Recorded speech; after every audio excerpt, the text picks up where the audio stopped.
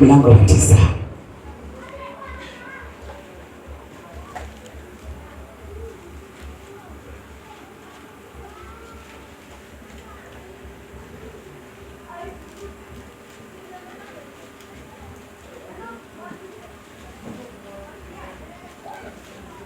Inasema kwamba tena kila sadaka ya kuinuliwa ya vitu vitakatifu vya wana wa Israeli watakavyosongeza kwa kuhani itakuwa ni yake.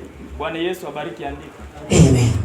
Maandiko yanasema kwamba na kila, rudia hapo, tena na kila sadaka ya kuinuliwa ya vitu vitakatifu vya wana wa Israeli watakavyosongeza kwa kuhani itakuwa ni yake.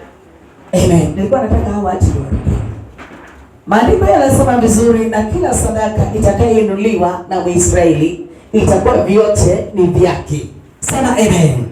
Kwa hivyo mpendwa mtu wa Mungu, unapokuja katika nyumba ya Mungu, chochote unachokitoa katika madhabahuni pa Bwana, chochote unachokifanya katika madhabahuni pa Bwana, si kana kwamba unafanya ni kwa sababu yangu, bali unafanya ni kwa sababu ya wewe uinuliwe. Sema amen.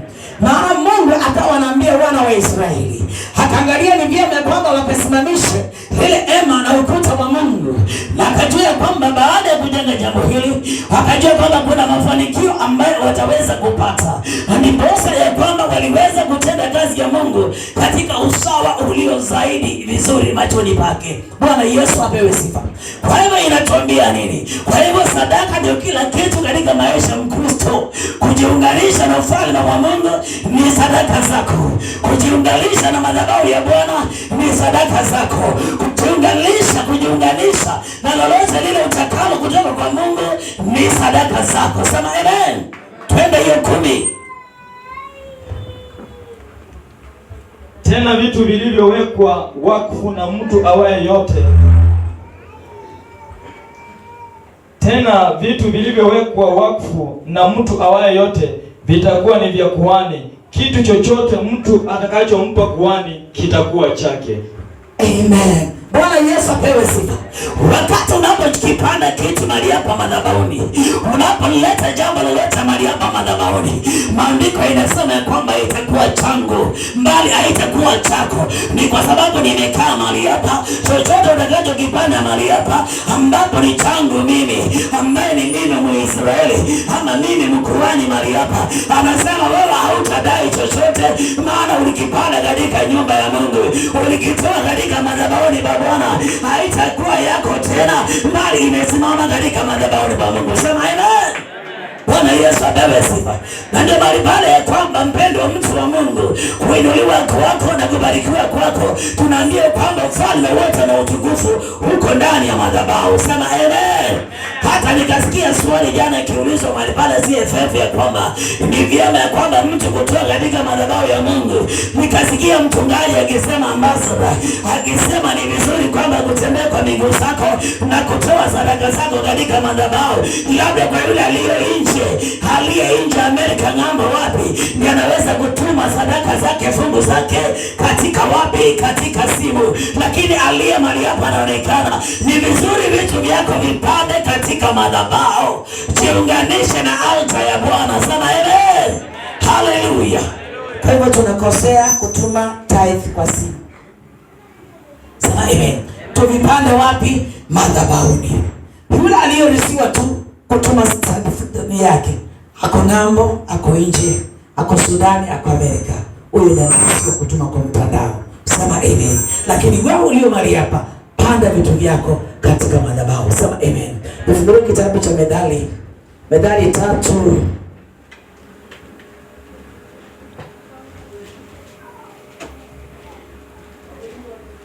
Methali 3:6 mpaka 7.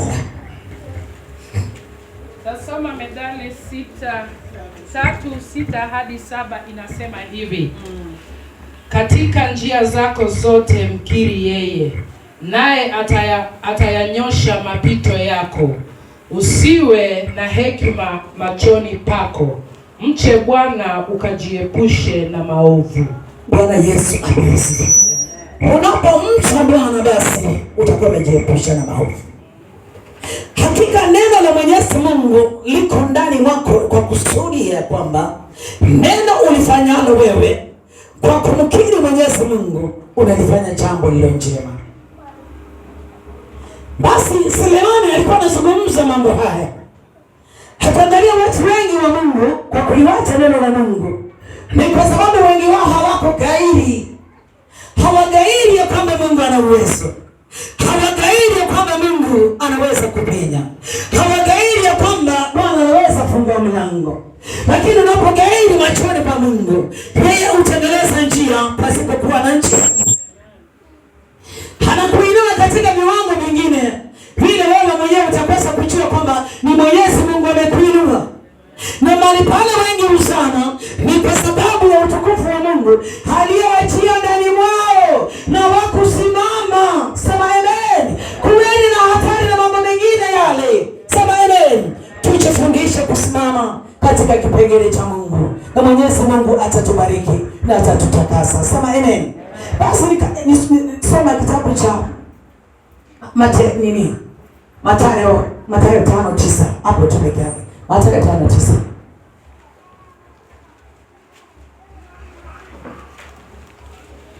Mathayo 5:9 inasema heri wapatanishi. Heri wale wapatanishi, maana hao wataitwa wana wa Mungu. Maana wao wataitwa wana wa Mungu.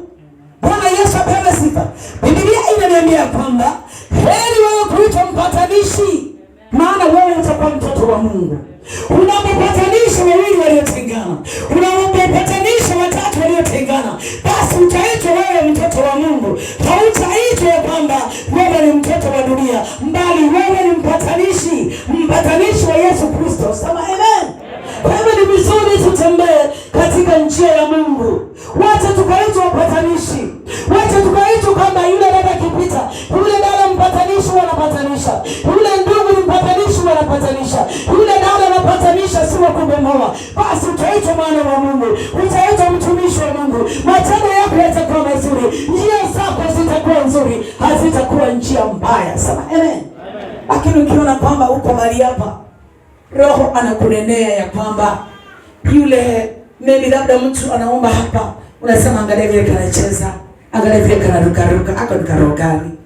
Pokea maroho zote za mapepo utaenda nazo, na Roho wa Mungu atazidi kukaa ndani yake na kufanya kazi. Maana wewe sio mmoja wa kuitwa mpatanishi, bali wewe ni wa kuitwa wa kubomoa. Sema amen. Unabomoa Roho wa Mungu. Na unapobomoa Roho wa Mungu, na wewe utabomolewa. Unapotekeleza Roho wa Mungu, na wewe utachengwa. Heri uitwe mpatanishi kuliko kuitwa mbomoaji. Heri uitwe anayetembea kwa Kristo kuliko kuitwa yule ambaye anayeharibu. Tutembee katika neno la Mungu, tukapata kuyasumulia rohani. Bwana Yesu apewe sifa. Katika neno la Mungu kuna siri kubwa. Kuna sehemu kubwa katika kipengele cha Mungu. Kuna siri kubwa kwa wale wanayekaa katika hema ya Bwana. Maana kuna upatanisho mzuri. Upatanisho gani? Ukati yako wewe na Kristo ulijiweka ndani ya moyoni mwako. Kuna upatanisho gani wewe na ndugu yako? Kuna upatanisho gani wewe na rafiki yako? Bwana Yesu apesi. Lazima kuwe na njia ile ambayo imewaunganisha.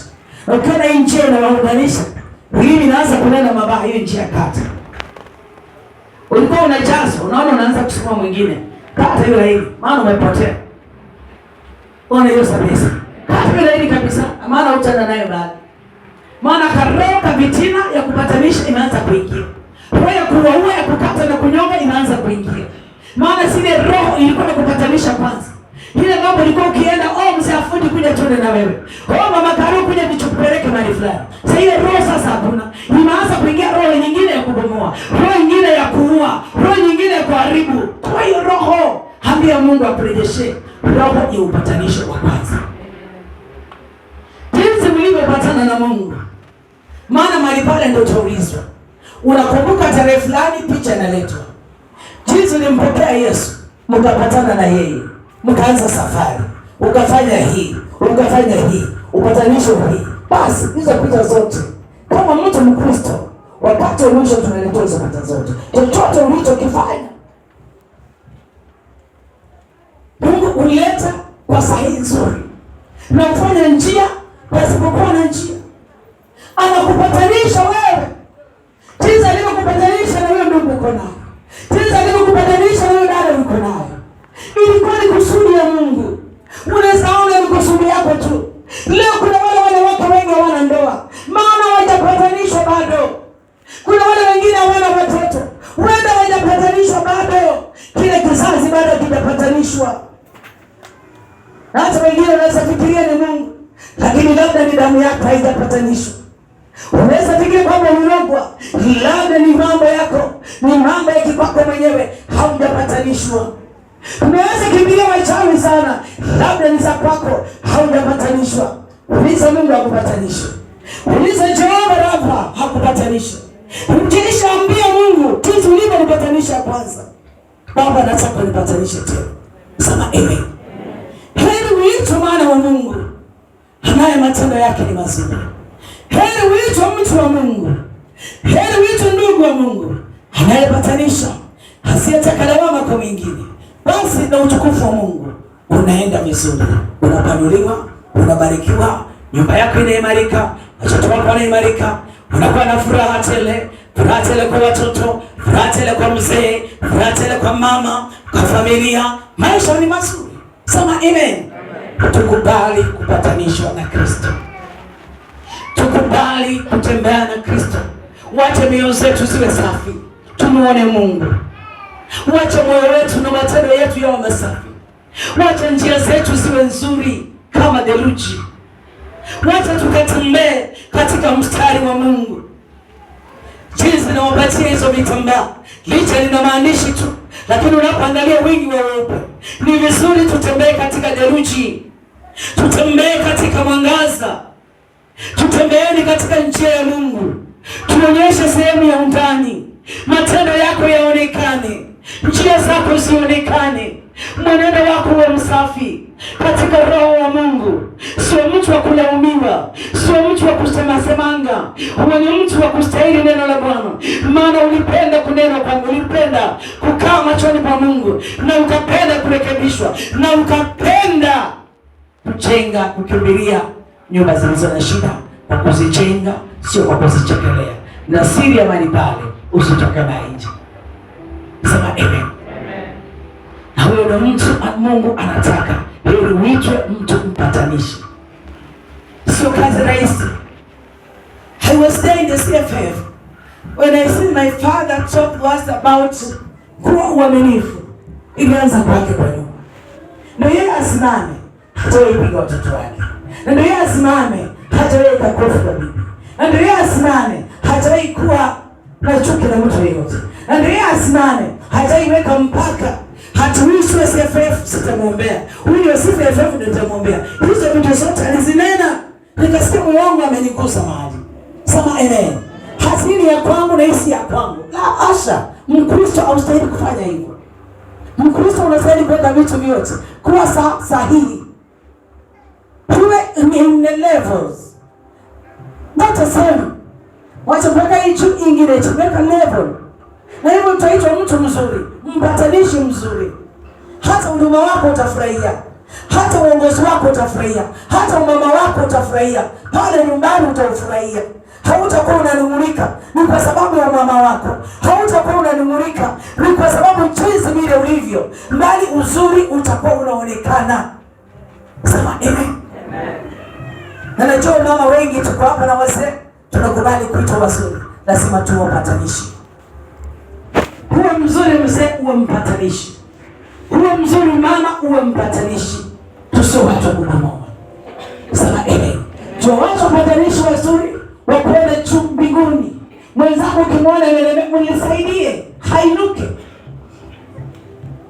Hata labda alikuwa katika nguvu za kiroho ananena, msaidie usimwache anguke. Wacha kwenda barabarani ukimsema, kama nini leo alikuwa kamejazwa. Kama nini hapa vile kanafura kanataka kutoa unabii. Wewe ndio umekuwa umwekea unabii ndani. Ukiambia kuja sasa na utoe kama yeye utaweka mtoto. Hawezi. How should you do that? Because it's not him. Maana yeye amepatana na Kristo.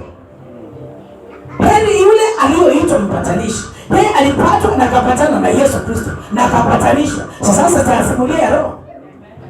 Unapopatanisha tunasimulia roho. Wale tunasimulia shetani hali shida.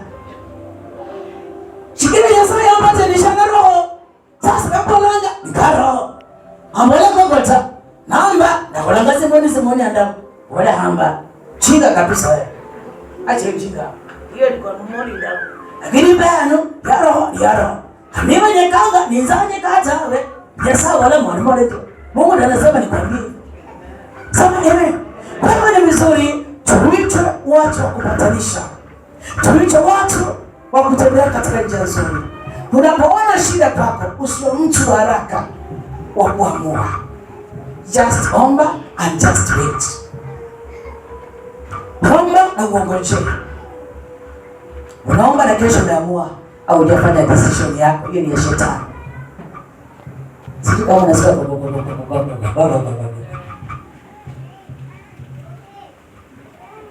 imekuwa wiki hiyo. Sema hapa kuna vitu vingine lazima tusifuatilie na tusifanyie kazi na tutaona Mungu atatubariki katika viwango vya juu. Malizie hiyo 10.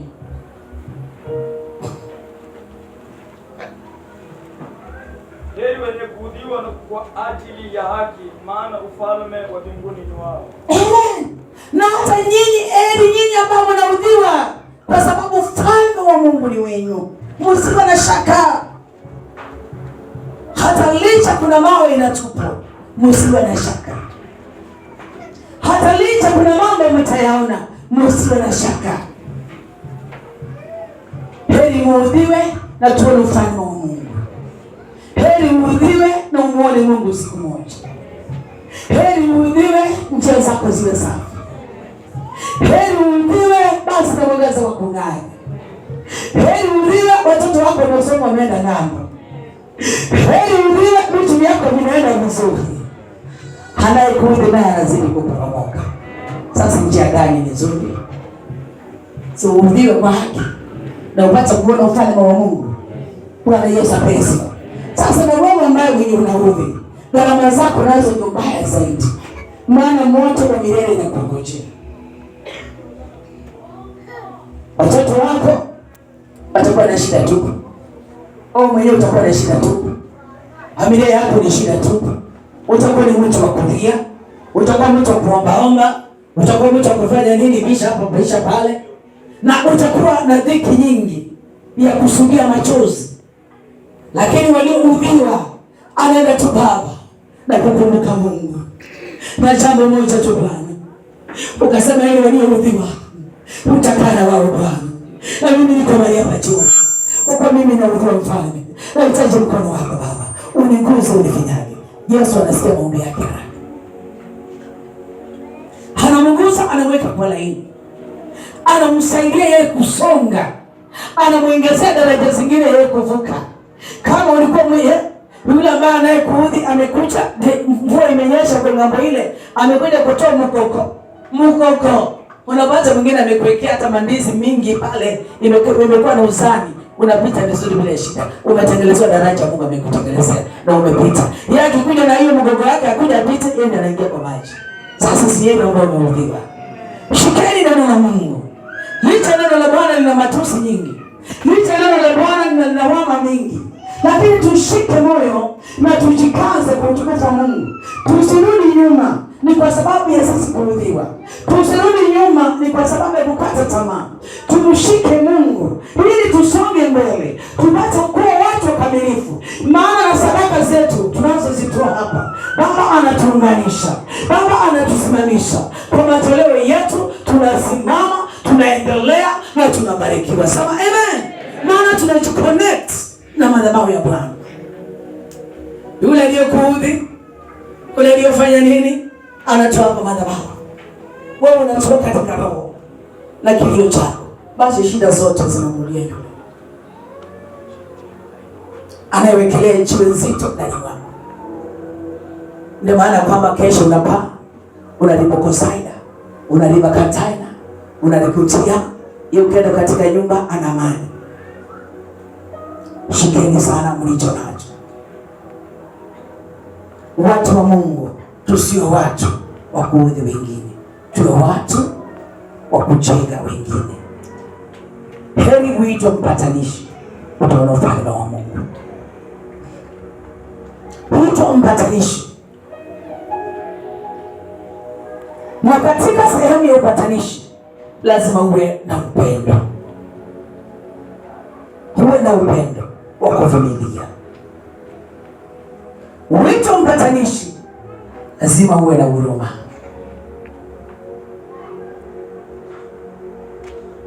Ukisema hapa udhuru choma, au usiseme choma, sema Mungu tuliza moto, zima moto.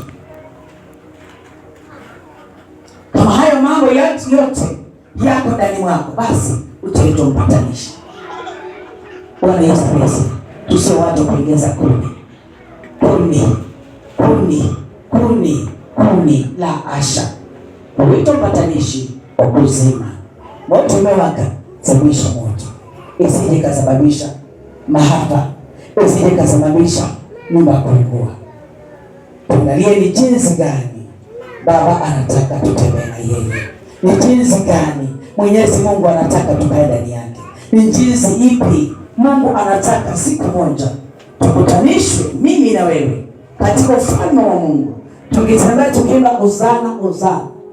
Nikikuona mahali pale kwenye kona ninafurahi, nikiona yule mpendwa ninafurahi, kwa sababu ya kwamba tulitenda kazi nzuri na tukaitwa wapatanishi, na sasa ni wakati wa kukula matunda yetu ya sisi wapatanishi. Basi Mungu atatuwekea hema nzuri ya furaha kuu, tutakayeruka kama ndama machoni pa Bwana.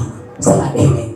Kazi unayotenda mpendwa si kazi bure, ni kazi nzuri, utakupa faida siku moja. Kazi unayojitolea katika imani ni kazi nzuri, siku moja matunda yake utakula na utasucceed. Always the altar haiwezi kunena kinyume na wewe. Inanena always, inanena jambo njema juu ya maisha yako. Na ndio maana tunasema ndio mahali pa sisi pa kutolea sadaka zetu, ndio mahali pa sisi kutoa chochote chetu, ndio mahali pa sisi kutoa chochote tulicho nacho, tukimpa Bwana Mungu. Ndio tumeileta kwa uaminifu wetu na katika roho na kweli. Bwana ufanya miujiza. Miujiza haipatikani. Angalia kwamba unaweza toka mahali hapa na uende katika mchawi, labda ni kule nyumbani, umetonga, umeuza shamba, umepeleka mahali pale, unataka miujiza yako. Kitu cha kwanza, mganga amefanya karabati zake, ule mchawi wako, adui wako amekufa pale, utaruka juu, utasema basi hizo ndio vitu mimi nataka. Usifurahie ya Mungu ya uzima, usifurahie ya Mungu ya kuruka kama ndama, usifurahie ya Mungu watoto wako ni wazima. Umefurahia tu ni kwa sababu kale tu kakamba tu kalisongeshwa makonge mita moja, hiyo unafurahia tu juu mchawi wako amekufa. Don't accept it.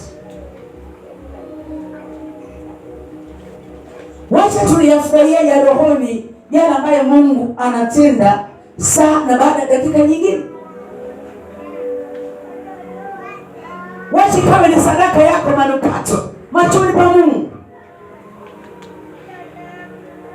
Mimi nilikuwa ninaenda pale na mbia Mungu, hili laini 1200 meta mbele ile sishiki ba na Mungu ananitoa mpaka katika roho.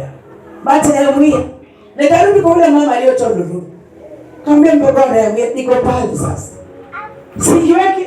Nikawasikiliza, I am here and the mind is small. That's I cannot afford. I afford it is this. Okay, Bishop Flora, just wait. Don't worry. God's like, Mungu akona wewe. Usikuwe muoga. Kale mahali, wewe usikuwe muoga. So, amen. Hata nilikuwa nasema sasa, Jesus anajua tu. Sasa ndio nitembea na kuandika. Sasa jana nilikuwa mbovu. Nasema katika tu Bishop Flora asili mara moja nikakaa. Nasema sasa kama ni bawa chiwe pale, leo nataka kujaribu. Sema amen. Basi Mungu ni mwaminifu. Unapoenda mahali bila uoga wowote, God will provide. Mungu uprovide. Maana nilipokuwa nakuja sasa, baada ya kurudi kasema sasa huyu inajua ataniambia kutoka saa moja mpaka saa 2 usiku hii ni left time. Nikaenda kumpatia, kaniambia Bishop, hapana, nipatie ile wewe rudi na chukua moja. Nikasema God is so faithful. Hosanna, Hosanna, tumwimbie Hosanna, Hosanna, Hosanna, haleluya. Nikasema Mungu ni Mungu wa ajabu, bila uoga wowote Mungu hutengeneza nchi. Nilipokuwa natoka ndani ya gari, sasa najiuliza nitafika pale njiani, miguu zimefura, uso umefura, siwezi, hata mwili umekuwa mzito.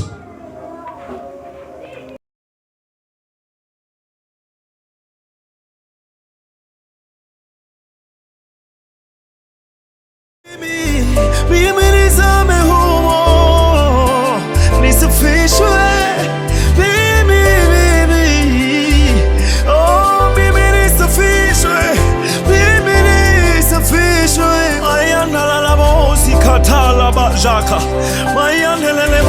Heshima na adhama Bwana ni zako. Utukufu Bwana ukurudie wewe pekee, uliyejivika heshima iliyo juu. Bwana, tunakuadhimisha siku ya leo, tunasema pokea utukufu wote.